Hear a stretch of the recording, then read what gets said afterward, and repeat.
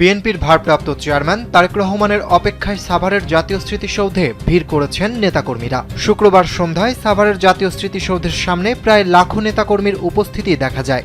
ঢাকা আরিচা মহাসড়কের Nabinagar bus stand থেকে জাতীয় স্মৃতিসৌধের প্রধান ফটক পর্যন্ত প্রায় লাখো নেতাকর্মী উপস্থিত হয়েছেন। তারেক রহমানকে সাভারে স্বাগত জানিয়ে বিভিন্ন স্লোগান দিচ্ছেন তারা। এছাড়া বিএনপির নেতাকর্মীরা বিভিন্ন ফেস্টুন ব্যানার হাতে সাভারের জাতীয় স্মৃতিসৌধ প্রাঙ্গণে মিছিল নিয়ে এসে জড়ো হয়েছেন। এর আগে বৃহস্পতিবার দীর্ঘ 17 বছরের নির্বাসিত জীবন কাটিয়ে দেশে ফেরেন তারেক রহমান। সোনামণিকে নিয়ে আমি থাকি চিন্তামুক্ত, কারণ আমি ব্যবহার করি SMC স্মাইল বেবি ডায়পার। ফেরার দিন রাজধানীর পূর্বাচলের 300 ফিট এলাকায় দলের দেওয়া সংবর্ধনা অনুষ্ঠানে যোগ দেন তিনি। এরপর অসুস্থ মা বেগম খালেদা জিয়াকে দেখতে এভার কেয়ার হাসপাতালে যান এবং সেখান থেকে গুলশানের বাসভবনে ফেরেন। শুক্রবার বিকাল 4:40 দিকে তারেক রহমান তার বাবা শহীদ রাষ্ট্রপতি জিয়াউর রহমানের সমাধিতে শ্রদ্ধা নিবেদন এবং কবর জিয়ারত করেন।